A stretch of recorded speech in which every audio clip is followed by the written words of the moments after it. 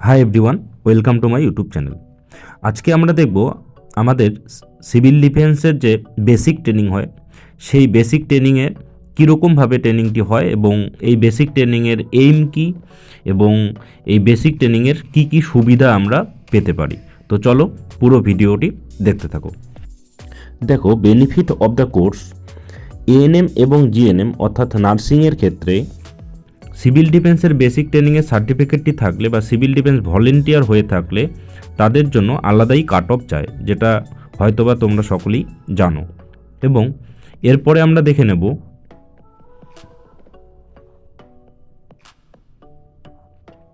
Number 2, civil defence wings. আমাদের civil ডিফেন্সের WWCD এবং WBCF অর্থাৎ অগ্রগামী এই দুটি রিক্রুটমেন্টে শুধুমাত্র আমাদের সিভিল ডিফেন্স ভলেন্টিয়াররাই পার্টিসিপেট করতে পারে, অর্থাৎ শুধুমাত্র তারাই পরীক্ষাটা দিতে পারে। এবং এই ট্রেনিংয়ের 3 নম্বর বেনিফিট যদি আমি বলি, আমাদের WBPSC ফায়ার অপারেটর যে রিক্রুটমেন্টটি হয় সেই রিক্রুটমেন্টেও কিন্তু এই ট্রেনিংয়ের একটা গুরুত্ব দেওয়া হয় বা এই ভলেন্টিয়ারদের একটা প্রিফারেন্স দেওয়া হয়। তো চলো পুরো ট্রেনিং প্রোগ্রামটি আমরা দেখতে থাকি। ট্রেনিংয়ের ইনঅগারেশনের পরেই প্রথম ক্লাস ছিল ডিজাস্টার অ্যান্ড ডিজাস্টার ম্যানেজমেন্ট বিষয়, আর আমাদের SDDMO স্যার ডিজাস্টার এবং ডিজাস্টার ম্যানেজমেন্ট বিষয়টি পড়াচ্ছেন। তো তোমরা পুরো ভিডিওটি মনোযোগ সহকারে দেখতে থাকো এবং আমি বেশি ইন্টারাপ্ট করব না। তো তোমরা খুব ভালোভাবে পুরো ভিডিওটি দেখতে থাকো, তাহলে তোমাদের একটা কনসেপ্ট ক্লিয়ার হবে যে সিভিল ডিফেন্স বেসিক ট্রেনিংয়ে অ্যাকচুয়ালি কী কী করানো হয়।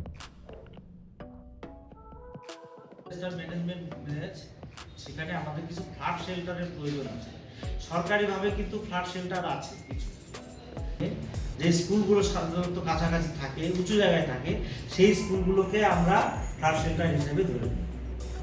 ঠিক আছে, সেই সব জায়গায় তাহলে স্থানান্তরিত করতে হবে। এখানে civil defence act, civil defence all theory, civil defence all rescue equipment দেখানো হচ্ছে এবং ক্লাস চলছে। এটা একদম ফিল্ডে হচ্ছে ক্লাসটা। তো তোমরা পুরো ভিডিওটি দেখতে থাকো।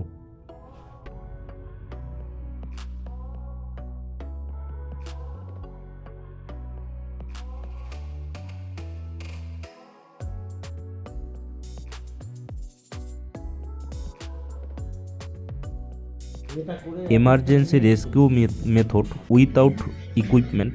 তো বিভিন্ন পদ্ধতি শেখানো হচ্ছে। তো তোমরা পুরো ভিডিওটি দেখতে থাকো। এবার ধরো শরীরটাকে আলগা করো, হাসাহাসি নয়।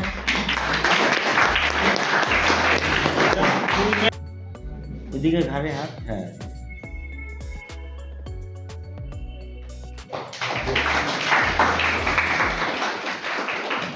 এরপরে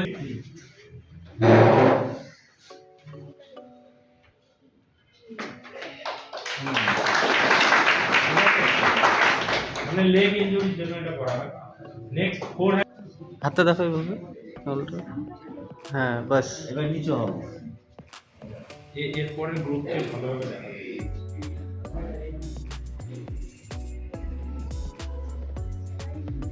ভালো করে বসা না হওয়া পর্যন্ত আগে উঠার আগে বসতে দাও ভালো করে।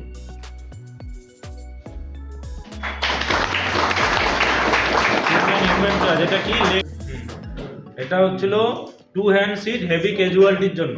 চলো ওই পাশে যাও আরেকটু। বাহ, না হয়নি, দেখো দাও হাতটা দেখো। তাহলে শক্তপোক্ত হলো আর এটা হলো কি 3 হ্যান্ড সিট লেগ ইনজুরির জন্য। উঠো এবার, ক্যাজুয়ালিটি উঠবে।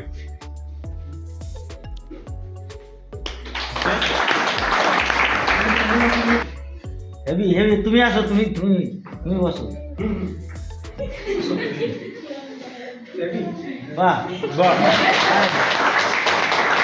এই একদম ঠিক। 2 হ্যান্ড সিট। এই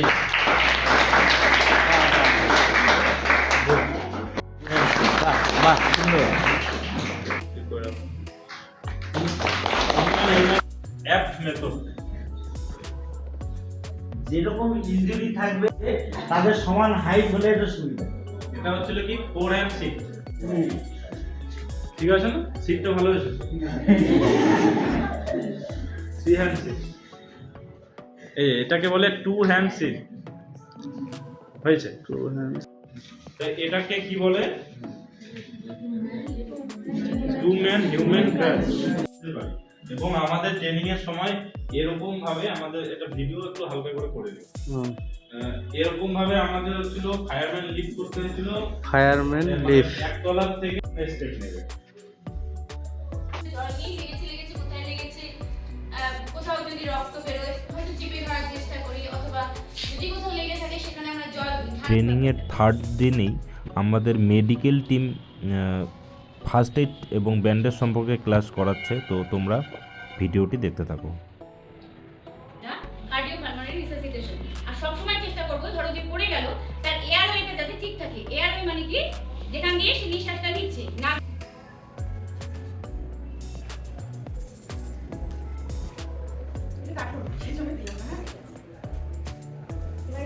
খোলার ক্ষেত্রে দেখবে এই যে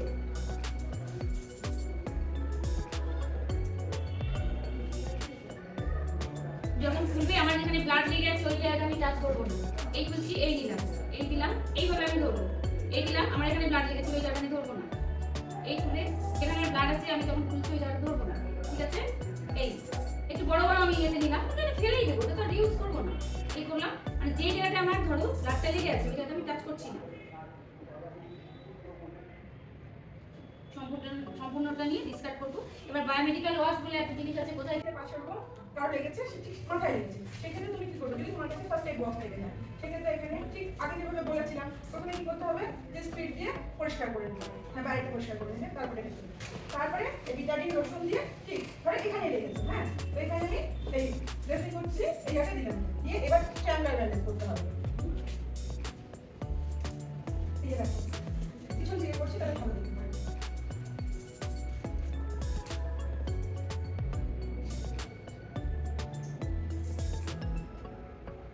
কানটা কিন্তু থাকবে না, কান বেরিয়ে থাকবে। হ্যাঁ, আর ধরো উপর থেকে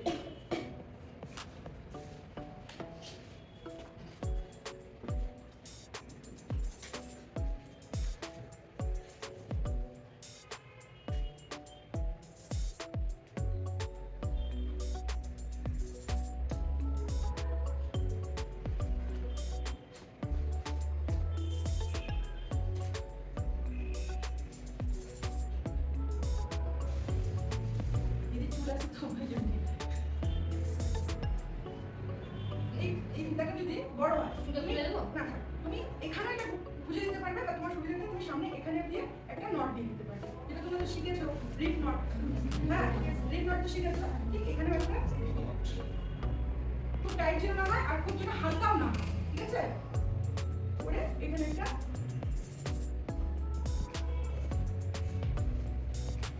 তাহলে কি হলো, এই জায়গাটায় তোমার ব্যান্ডেজটা হয়ে গেল। এবার তুমি ক্যাজুয়ালিটিকে ধরে নিয়ে যত তাড়াতাড়ি সম্ভব কাছে যে মেডিকেল কলেজ আছে সেখানেই নিয়ে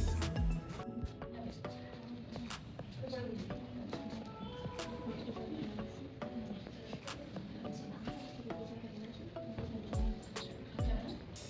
একটু ছোট হয়ে গেছে, মানে পকেটের মতন হয়ে যাবে এই জায়গাটা, খুব সুন্দর লাগে।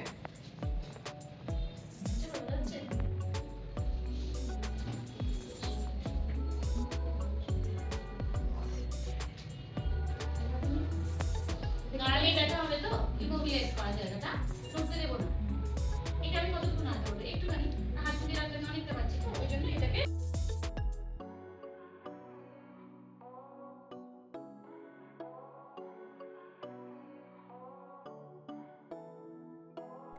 ট্রেনিংয়ের চতুর্থ দিনে আমাদের ফায়ার ডিপার্টমেন্ট থেকে লোকজন এসেছে ফায়ারের ক্লাস করানোর জন্য এবং ফায়ারের বিভিন্ন সেফটি মেজার এবং ইউজেস অফ ফায়ার এক্সটিংগুইশার। তো ভিডিওটি দেখতে থাকো। কারণ কোনো বদ্ধ জায়গায় যদি ভিতরে যদি কিছু দিয়ে ধরো ফাঁকা দিয়ে রাখলাম, সেখানে তো আগুন জ্বলবে না, নিবে, তাই না? তার মানে কি, তাহলে ওখানে অক্সিজেনের দরকার আছে, তাহলে 3টা পার্ট চলে আসলো। কি কি আসলো? একটা অক্সিজেন আসলো, হ্যাঁ, তো সেক্ষেত্রেও কিন্তু এটা অ্যাক্সিডেন্ট হতে পারে। রান্না করার সময় চুলা ছেড়ে চলে যাওয়া বা গ্যাস সিলিন্ডার লিক হওয়া, অনেক সময় দেখা যায় যে আমরা কি করি, গ্যাসটা আমরা মোটামুটি তিনটের মধ্যে থেকে যদি আমি একটা সরিয়ে নিই তাহলে কি হবে? এবার হচ্ছে আমি ধরেন O2 অক্সিজেনটাকে কাট অফ করি, তাহলে তো এখানে আগুন জ্বলানোর কোনো সম্ভাবনা থাকে না, হ্যাঁ? বা O2 থাকলো, এই হিট তো সরানো যাবে না, তাই না? তাপটা কিন্তু সরানো যাবে না, তো এটাকে আমরা ঠান্ডা কুলিং করবো, সেটা হচ্ছে জল দিয়েও বা গ্যাসে যদি লাগে সেটা ব্ল্যাঙ্কেট করবো, তাই না? এটাকে আমরা কি করবো, কুলিং করবো। কুলিং করলে বাস এই দুটো থাকলে কিন্তু সেখানে ফায়ার ধরবে না। এবার ফুয়েল মানে দাহ্য বস্তু, ঠিক আছে? দাহ্য বস্তু কোনগুলো? আমাদের স্যার বললেন কাঠ, কাগজ, এগুলো, তারপর হচ্ছে খড়ি, এগুলো। এই যে এটাকে ফুয়েলটাকে যদি আমি সরিয়ে দিই, কাট অফ করে দিই, তাহলে কি হবে? সেটা সেখান থেকে ফায়ার মানে হবে না। এই যে আমাদের ইলেকট্রিক শক খাবো বা গ্যাস কখনো ব্লাস্ট করবো, ওরকম কোনো আমাদের ভয় নেই। হ্যাঁ, মানে ওটা আমরা কুলিং মেথডেই নিভিয়ে থাকি সাধারণত। কুলিং মেথড, ঠান্ডা করার পদ্ধতি যেটা। আচ্ছা, ওটা গেল A+ ফায়ার, যেটা আমরা জল ব্যবহার করি সবসময় বেশিরভাগই। ওটা গেল আসলে B+ ফায়ারের ক্ষেত্রে, যখন যেটা আমরা কোনো গরম পদার্থের আগুন কিনে হবো, তখন কিন্তু আমরা ওই জলটা ব্যবহার করতে পারবো না সব জায়গায়। জলটা কখন ব্যবহার করবো? জলের পরিবর্তে আমাদেরকে কি ব্যবহার করতে হবে তাহলে? জলটা কেন? একটু আগে একটু বলেছেন স্যার। হ্যাঁ, ডিসিপিল ফোম, কিন্তু আমরা ড্রাই কেমিক্যাল পাউডার তো সবসময় হাতের কাছে পাবো না। তখন পেট্রোল পাম্পে আগুন লাগাবো, আমরা সবসময় হাতের কাছে পাবো না। কি করবো তাহলে? আরো একটা মেথড আছে তোমার। ফোমটা তো ওটা হচ্ছে আমাদের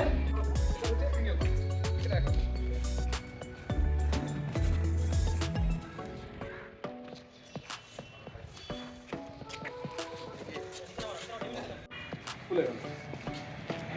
এটাকে পিস বলা হয়, দুটো এর ভেতরে পিস থাকে, দুটো দাঁতের মতন থাকে। এই দাঁতটা গিয়ে এখানে আটকে পড়ে, হ্যাঁ, তখন এটা লক হয়ে যায়। আর এটাকে যখন টানবো, ভেতরে দেখা যাচ্ছে এই যে নড়ছে যে, হ্যাঁ, এটা হচ্ছে পিস, এটাকে লাগাই করে, হ্যাঁ। এইটা হচ্ছে যদি কোনো সময় দেখা গেলো যে আমরা এটা দুটোই একই সাইডে খুলে ফেলছি, আমাদের কি করতে হয়, এটা এর সঙ্গে লাগবে, তো ওটা আমরা দুটো মাথায় এভাবে খুলে দিই, তখন জল থাকলেও মেশিনে চলবে, বন্ধ হয়ে যাবে। আবার যখন আমার দরকার হবে তখন আমি ছেড়ে দিলাম। এটাতে এই সিস্টেমটা, এটা হচ্ছে তোমার হচ্ছে হ্যান্ড কন্ট্রোল ব্যান্ড বলে এটাকে। এটাকে বলে ডিফিউজার ব্যান্ড। এটা হচ্ছে জেট বেরোবে না, শুধু স্প্রে হবে 360 ডিগ্রি অ্যাঙ্গেল। দেখলো আমার কোনো একটা আগুন লাগলো, এবার আমি দেখা গেলো আমি ভেতরে ঢুকছি, এবার ঢোকার পরে কি আমার গায়ে হিট আসবে, আমি যখন এটা দিয়ে দিব, ও জলেরও কাজ করবে, প্লাস 360 ডিগ্রি অ্যাঙ্গেলে একটা মানে ইয়ে তৈরি করবে, বৃত্ত তৈরি করবে। জলটা আমার সামনে লাগবে, আমার গায়ে লাগবে না, কিন্তু জলটা সামনে দিয়ে যাবে, যেন আমার হিটটা আমার গায়ে না লাগে। এটাকে ডিফিউজার বলে। এটাকে বলে রিভলভিং নজল। এটাকে বলে রিভলভিং নজল। এটা ওই হতে মাথায় লাগাবো আমরা, হ্যাঁ, লাগানোর পরে কি জলের প্রেসারে এটা অটোমেটিক ঘুরবে এরকম। এর হচ্ছে 9টা হোল আছে, হ্যাঁ, এর মধ্যে 9টা, ঠিক আছে? একটা স্টেজ যাবে, একটা সাইড দেবে, একটা এরকম। এটা কি হয়, অনেক সময় দেখা গেলো কোনো বিল্ডিং বাড়ির ভেতরে এটাকে ফুটো করে ভেতরে ঢুকাতে হয়, আমরা বুঝতে পারছি না কেউ, এত আগুন চারিদিকে ভর্তি হয়ে যায় আগুন। এবার বিল্ডিং এর একটা জায়গা ফুটো করে নিয়ে এর ভেতরে ঢুকিয়ে দিলাম, ওই জলের প্রেসারে যখন ঘুরে চারিদিকে গোটা ঘরটাকে জল ভর্তি করে দিলাম।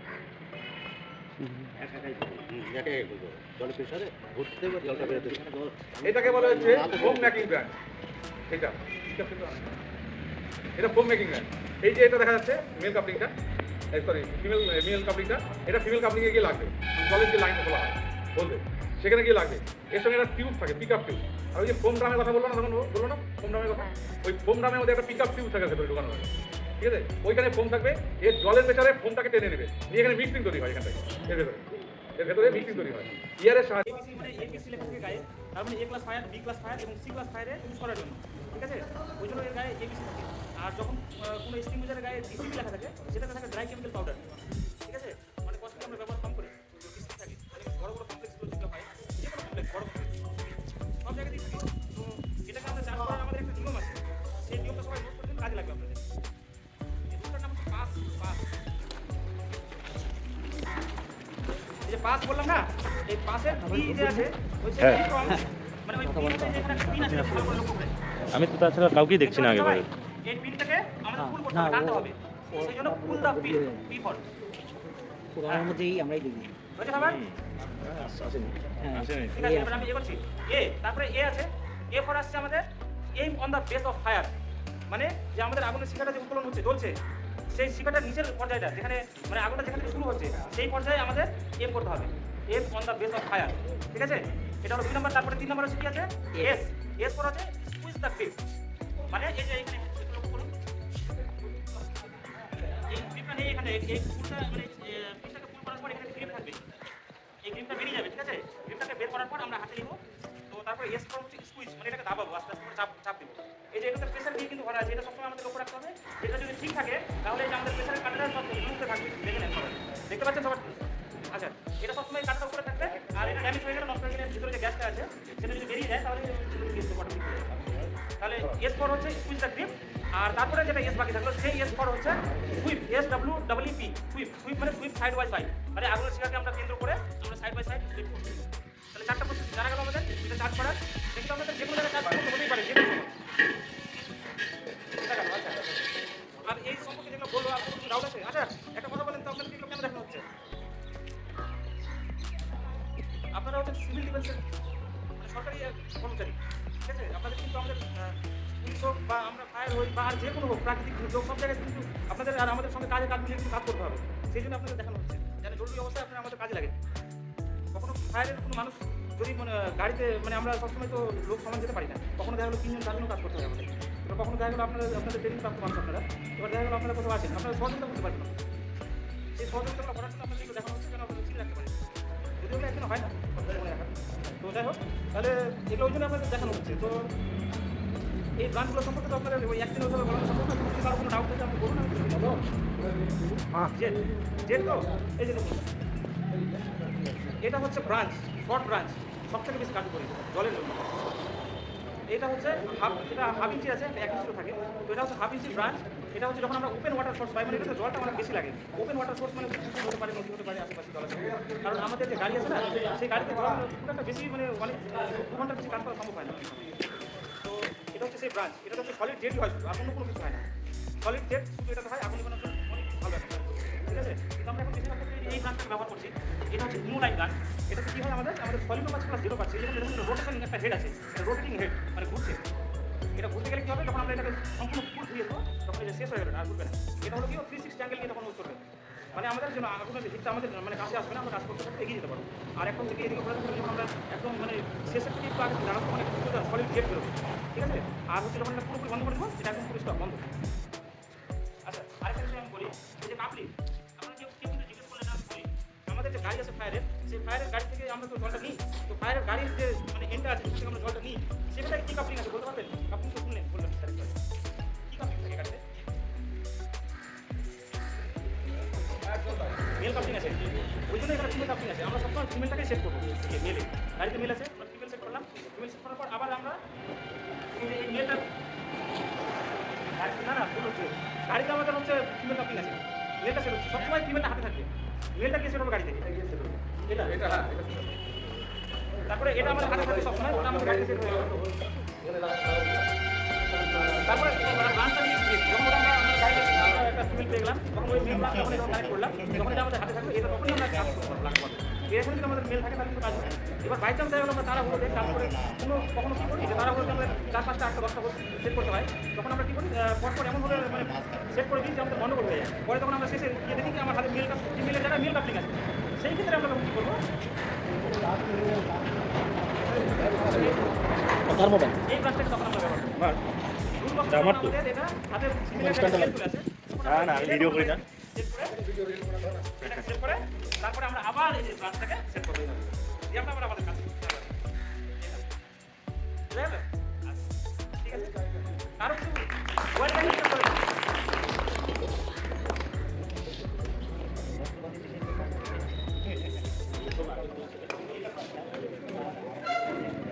এই যে আমাদের যোদ্ধাদের সবথেকে বড় অস্ত্র ফায়ারম্যান এক্স, এটা ইনসুলেটেড আছে, এটা ইলেকট্রিক কাজ করার জন্য ভালো, মানে 2500 অবধি টেম্পারেচার মানে এটা হচ্ছে আমাদের ফায়ারম্যান এক্স, ঠিক আছে? এটা হচ্ছে ইলেকট্রিকে কখনো যদি কোনো তারের সমস্যা থাকে, জয়েন্ট হয়ে যায়, তার কোনো কিছু হয়ে যায়, তখন আমাদের তোমরা হাত দিয়ে ব্যবহার করতে পারবো না, অনেক সময় হাতের কাছে ডক্টর পাশে রাখবো এটা দিয়ে তারপর আমরা কেটে একদম সাইড করে দেবো এটা ইনসুলেটেড আছে সব লাগবে না কিন্তু। আচ্ছা আরেকটা মজার জিনিস, এটা কি কি কাজে লাগছে দেখি কি মনে হচ্ছে? এটা মেল আছে, এটা ফিমেল আছে, এটাও ফিমেল আছে, দেখি কি মনে হচ্ছে? হ্যাঁ ঠিক, দুটোকে আলাদা করার জন্য। এটা হচ্ছে আমাদের এখানে মেল আছে। এবার এই ফিমেলটাই ধরুন এই যে কাছ থেকে জল আসছে একটাই সোর্স, একটা পাইপ দিয়ে আমাদের জলটা পাচ্ছি আমরা। এবার কাজ করার জন্য হয়তো দুদিকে জলের প্রয়োজন হচ্ছে, তখন আমরা এটাকে ডিভাইডিং ব্লিচিং বলি, ঠিক আছে? এই যে এটাকে তখন আমরা এখানে সেট করবো, সেট করার পর এখান থেকে আমরা দুটো মানে এরকম পাইপ আবার হোস ড্রাই করে দুদিকে কাজ করতে হবে। সেই জন্য এটা আমরা ডিভাইডিং ব্লিচিং। আবার এরকমই সেম দেখলে কিন্তু একটা পাওয়া যায়, ওটাকে আবার কালেক্টিং হেড বলে। ওটাতে কি থাকবে এই যে এখানে যে মেল আছে না, এই মেলের পরিবর্তে এখানে থাকবে ফিমেল আর এখানে থাকবে দুটো মেল। ওটা কি করবো? ওটা কি জন্য কাজে লাগবে কেউ বলতে পারবে? ওটা হচ্ছে যখন আমরা জল কালেক্ট করবো, দুটো জায়গায় জল সোর্স থেকে কালেক্ট করে আমরা আমাদের গাড়িতে নিবো, ঠিক আছে? তখন ওটা কাজে লাগে আমাদের।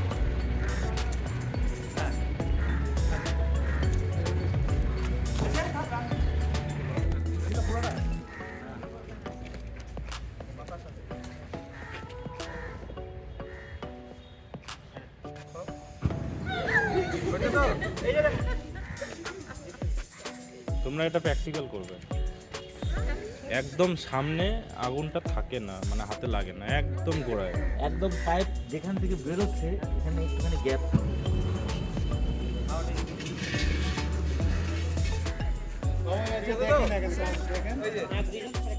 একদম সামনে এটা হচ্ছে একরকম পদ্ধতি।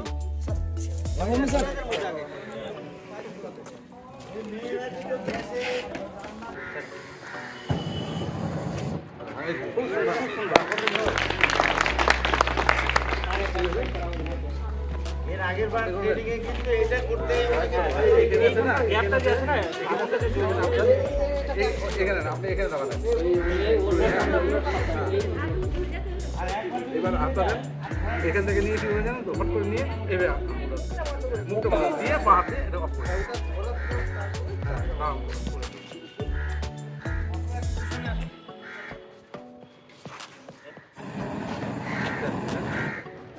এই যে আপনি করলেন না, এটা বন্ধ করতে হবে। হাতটাকে পুরো আপনি সাইড থেকে নিয়ে যাচ্ছেন না, একদম এই যে পাশ থেকে গিয়ে একদম এরকম, এই যে পাশ থেকে জিনিসটা সবাই লক্ষ্য করুন, একদম পাশ থেকে কেউ আবার সামনে দিয়ে এইভাবে করে নিয়ে যাবেন না, একদম এই পাশ থেকে নিয়ে এসে হাতটা একদম গিয়ে এখানে প্রেস হবে। মানে ওখানে কিন্তু মানে কোয়ালিফিকেশন জানা না আগে, হ্যাঁ তাহলে হাতে লাগবে কিন্তু, হ্যাঁ এবার নিয়ে ফট করে আঙুল ঢোকাবে। আচ্ছা এবার কেউ তো প্রশ্ন করছেন না যে এখানে আগুনটা না লেগে যদি অন্য জায়গায় আগুনটা লাগে তাহলে কি করবো, বা এটা গলে গেল তাহলে কি করবো? বলুন তো প্রশ্ন করে না কি করতে হবে?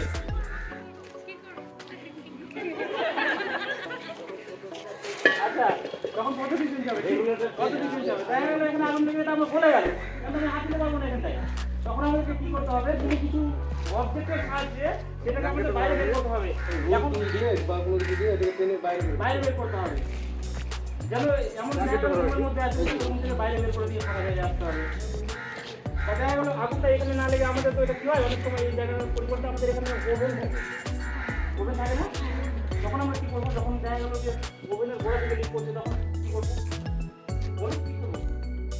তখন মানে রান্নার যে আমরা এটা তো এখানটায় আমরা এটা বোঝার সুবিধাতে দেখাচ্ছি যে এখানে হাত দিয়ে দেবেন আগুনটা নিভে যাবে। এবার দেখা গেলো যে পাইপটা আমাদের তো এত বড় ধরনের পাইপটা আছে, এখানটায় আমাদের ওভেনটা রাখা আছে। এবার দেখা গেলো পাইপের এই সমস্ত জায়গায় আগুনটা লেগে তখন আমরা কি করবো? হ্যাঁ ঠিক, এইটা তখন বন্ধ করবো আমরা, ঠিক আছে? আর এটা গলে গেলে আমরা বাইরে বের করে নেবো, ব্যাস, আর কোনো কিছু নেই বোঝার। আর এখন মেথড আছে আরও কয়েকটা দেখাচ্ছি স্যার আমাদের, তাহলে এই চলো।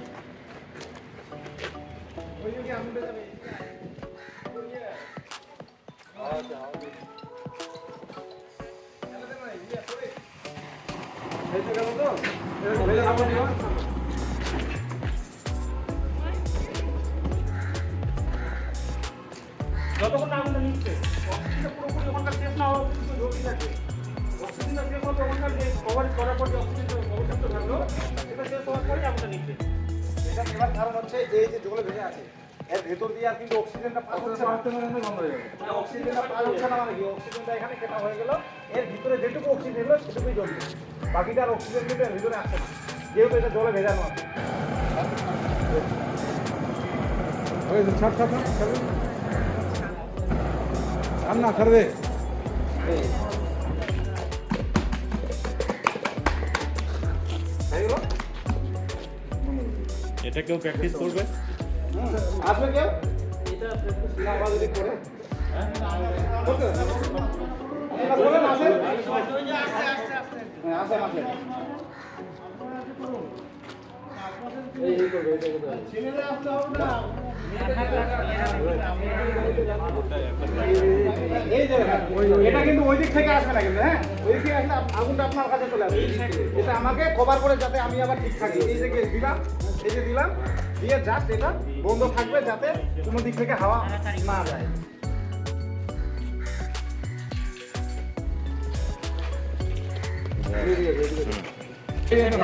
চেকটা খুব সুন্দর, খুব সুন্দর। কি ভয় লাগলো?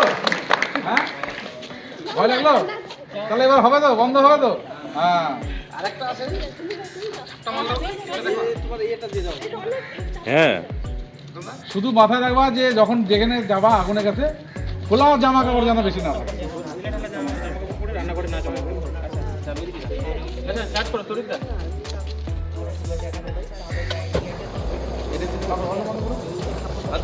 আপনার দিকে নাই? ব্যাস, খুব সুন্দর। ভোল্টেজটা বাড়িয়ে দেবো?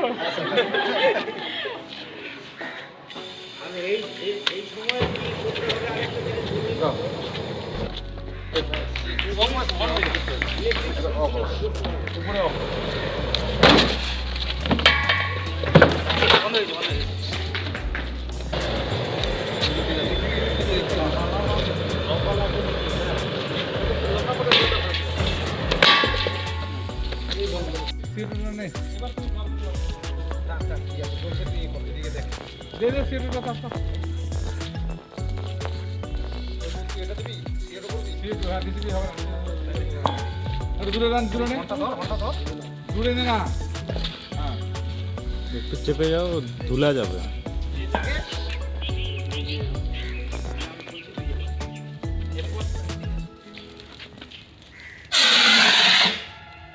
আইস বেরোতে শুরু করেছিল।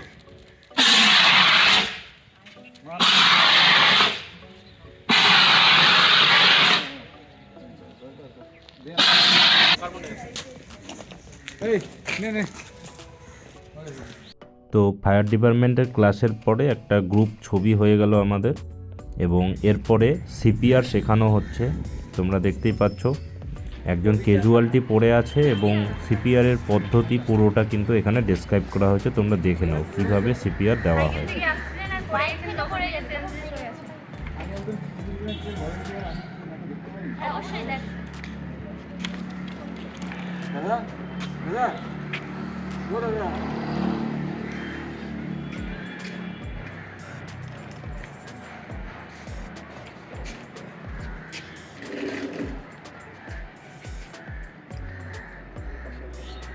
হ্যালো, আমি হরিরামপুর ব্লক থেকে বলছি। এখানে চৌরঙ্গির মোড়ে একজন অসুস্থ রোগী পড়ে আছে, হ্যাঁ, তা আপনারা একটু জরুরি আসবেন। ওনাকে মানে সিপিআর দিতে পারি? সিপিআর দেওয়ার জন্য ওইদিকে ঘোরো।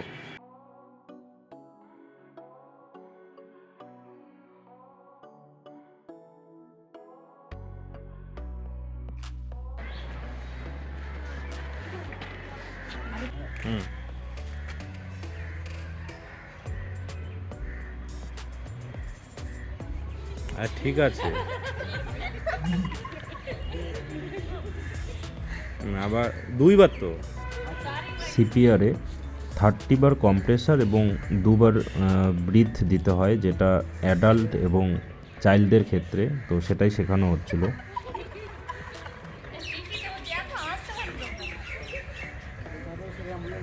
এবং এরপর প্যারেড এবং রাষ্ট্রীয় স্যালুট শেখানো হয়েছিল।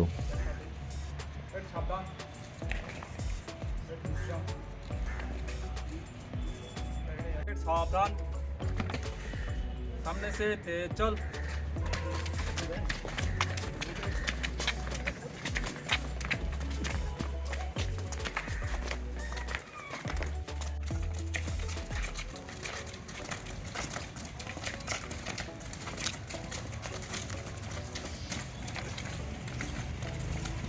ফাইনালি ট্রেনিংয়ের একদম শেষ দিন, আজকে পরীক্ষা এবং লেকচার টপিক প্রেজেন্টেশন। তো আমাদের বোর্ড মেম্বার এবং এখনই লেকচার টপিক প্রেজেন্টেশন শুরু হবে। কেরোসিন এগুলো তৈলাক্ত টাইপের, এটা হচ্ছে বি ক্যাটাগরি। সি ক্যাটাগরি হচ্ছে গ্যাস। গ্যাস যেটা আমাদের আছে এলপিজি গ্যাস, ঠিক আছে। আমাদের সিলিন্ডারে যে ট্রেনিং সার্ভিস কি করে? ট্রেনিং সার্ভিস এই যে ছেলে মেয়েদেরকে নিয়ে তাদেরকে ট্রেনিং দিয়ে তাদেরকে বোঝানো যে অ্যাকচুয়ালি এই সিভিল ডিফেন্সের কাজ কি, তাদের কি করণীয়। এমনি শুধুমাত্র তারা যে শুধু পাশের লোকের জন্য কাজ করবে তা না, বাড়িতে যদি কোনো মানে সিচুয়েশন হয়, এমন সিচুয়েশন হলো হয়তো সবার বাড়িতে গ্যাস আছে, তো গ্যাসেই আগুন ধরে গেল, সেই মুহূর্তে যদি বাড়িতে একজন বিজ্ঞ বক্তা থাকে মানে লোক থাকে, সে পাশের লোককে বলবে আপনি ভয় পাবেন না, আমি দেখছি কি করা যায়। সেই মুহূর্তে সেই সিলিন্ডারটাকে তিনি হয়তো কোনো ভেজা কাপড় মানে মোটা কাপড় লাগবে, তো সেটা দিয়ে মুড়িয়ে আগুন নেভানো কিংবা আরো অনেক রকম পদ্ধতি রয়েছে। তারপরে সার্ভিসটির নাম হলো এই ক্যাজুয়ালিটি সার্ভিস। তো কোন রাস্তাঘাটে যদি কোনো লোক অ্যাক্সিডেন্ট হয়ে যায়, আহত হয়ে পড়ে থাকে, তাকে তো আমরা ওইভাবে ফেলে রাখতে দিতে পারি না, তাকে নিয়ে আমাদের তো কিছু দায়িত্ব থাকে। তো একজন दायित्व हिसाब प्रथम पड़े हमारे विश्व में कम से कम 3000 प्रजाति पाई जाती है, उसमें से पश्चिम बंगाल में 25% प्रजाति पाई जाती है, उसमें से 9% क्या होते हैं जिन सांपों में जहर है। যারা করে না তাদের অভিজ্ঞতা যারা করে তাদের অনেকটা বেশি হয়। তো আমরা যেহেতু করেছি, তো আমরা এখানে দেখতে পাই যে যদি ধরো আমাদের আগুন লাগিয়ে দেয় কারো বাড়িতে, তো যেহেতু আমরা ট্রেনিংটা করেছি সেখানে আগুনটা কীভাবে আমরা মানে সহজে আগুনটার সাথে কীভাবে সহজে মানে উদ্ধার করতে পারবো। আমরা সর্বপ্রথম শিখবো যে আমাদের সাপ কয় ধরনের রয়েছে এবং সাপ কামড়ানোর পর আমাদের লক্ষণ বা সিমটমটা কী ধরনের হতে পারে। তারপর আমরা যাব চিকিৎসা। তো আমরা সাপ কামড়ানোর পর কোথায় চিকিৎসাটা সর্বপ্রথম আমরা অবলম্বন করব এবং করণীয়টা কি, সাপ কামড়ানোর পর আমরা কী কী করবো আর কী কী করবো না। আর এর মধ্যে আমরা জানি যে সাপের একটা বিষের নাম রয়েছে, সাপের বিষের ওষুধ রয়েছে অ্যান্টিভেনম নামে একটা, তো এটা কোথা থেকে কীভাবে হয়েছে সেটাও আমরা জানবো। এবং আমরা ফাইনালি চলে এসেছি ট্রেনিংয়ের একদম শেষে। ট্রেনিং প্রোগ্রামটি কেমন লাগলো পুরো ভিডিওটি তোমরা অবশ্যই জানাও এবং পারলে চ্যানেলটিকে সাবস্ক্রাইব করে দিও।